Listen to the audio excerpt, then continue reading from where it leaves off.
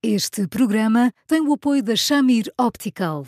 Visão perfeita, toque pessoal. A miopia infantil pode ser gerida. A Shamir lançou as lentes Shamir Optimi, que promovem uma visão completa para deixar as crianças mais felizes. As lentes Shamir, que gerem a progressão da miopia, são super resistentes, estéticas e muito confortáveis. Com as lentes Shamir Optimi, melhora o bem-estar da sua criança. Saiba mais em shamir.pt.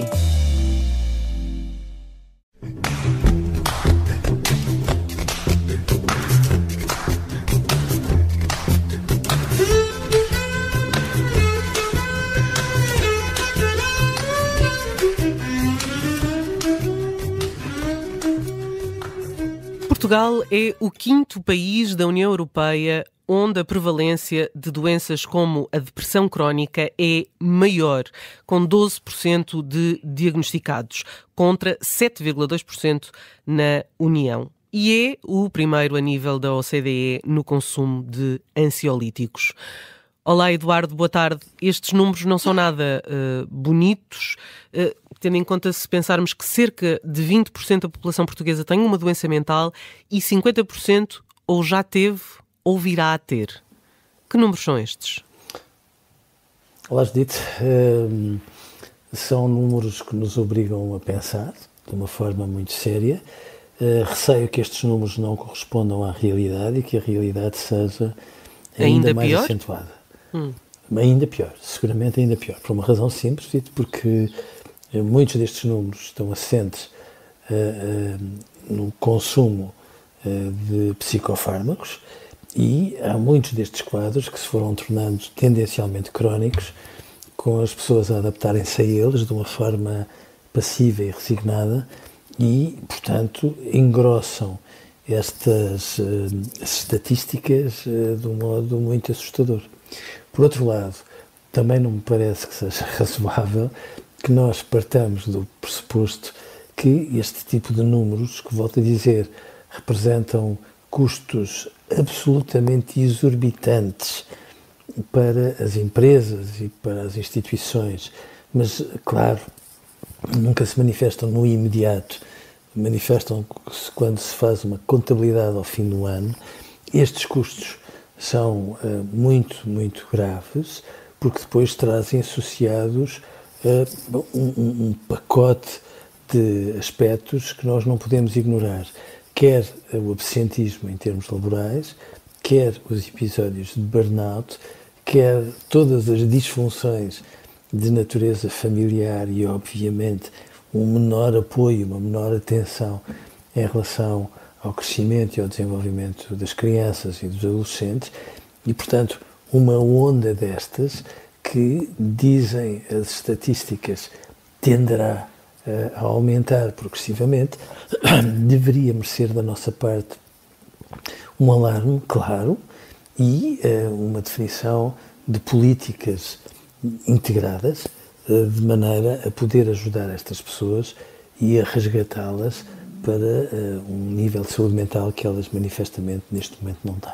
Só para que se perceba de onde é que vêm estes valores, isto é o maior think tank de seguros do mundo, chama-se The Geneva Association e faz também, digamos que apresenta dados agregados a nível mundial e aquilo que diz é que no caso mundial a doença mental é a primeira causa de incapacidade para o trabalho, como estava a dizer há pouco.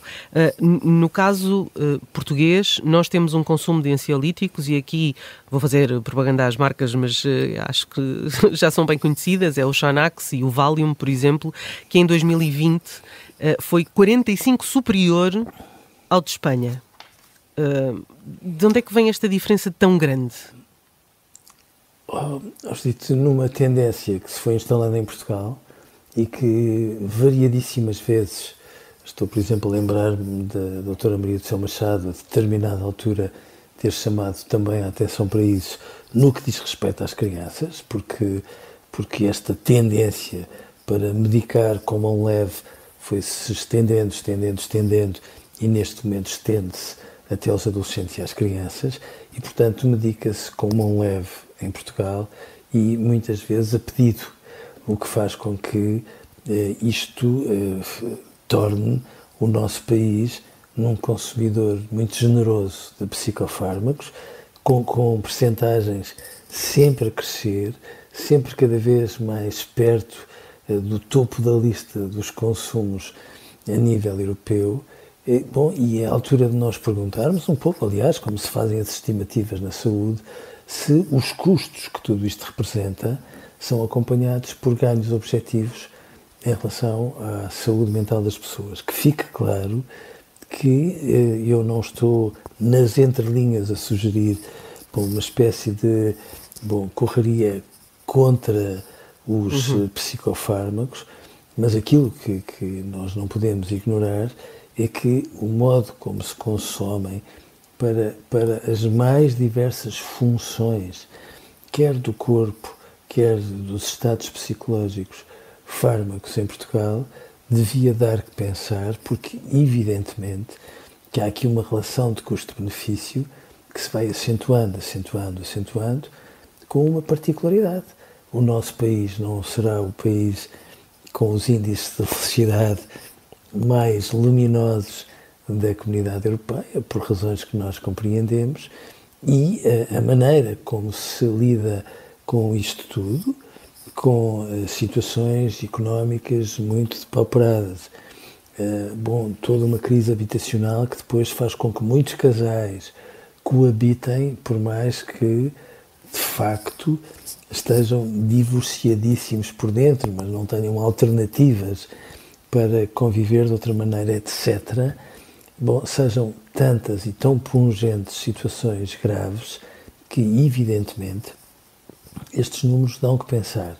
20%, é 1 em cada 5, com esta particularidade que, quando chama a atenção, e muito bem, que 50% das pessoas já terão sofrido deste tipo de quadros, não significa que eles possam estar em remissão. Portanto, eu não acho que seja exagerado, tomando em consideração os números e tudo aquilo que nós sabemos que é a realidade que se vai passando por aí e que muitas vezes faz com que estes quadros não sejam de forma aberta casos de psicopatologia, mas casos de medicina interna, de reumatologia, de dermatologia, portanto, de tantos outros casos que fazem com que estas descompensações drenem para várias zonas ou para várias funções do corpo.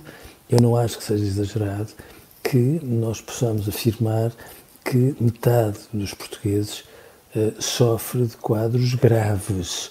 Eu acentuo os graves porque a pandemia nos ajudou a perceber que o equilíbrio da saúde mental, a forma como as pessoas se expandem, são, seguras de si, luminosas, saudáveis, têm projetos de vida, têm projetos profissionais, têm os seus pequenos luxos, tudo aquilo que compõe todo um perfil de uma pessoa com um equilíbrio de saúde mental muito sintónico com a realidade.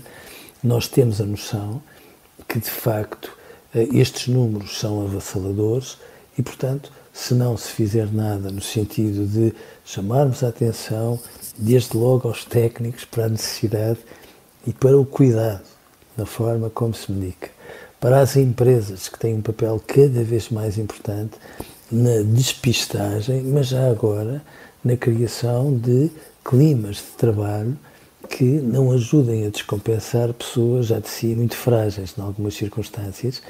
Nós arriscamos-nos que a curto prazo, não é a médio, é a curto prazo, estes números sejam ainda mais avassaladores, ainda mais preocupantes, com todas as consequências que isso obviamente traz. Fica só uma nota, estes dados foram apresentados em Lisboa por esta de Geneva Association, que diz que a má saúde mental vai custar ao mundo cerca de 6 trilhões de dólares em perda de produtividade em 2030. Eduardo, ficamos por aqui com este cenário muito negro, como um alerta para o que se possa fazer no curto prazo. Eduardo, um grande abraço, obrigada e até amanhã. Um abraço grande e até amanhã. Até amanhã.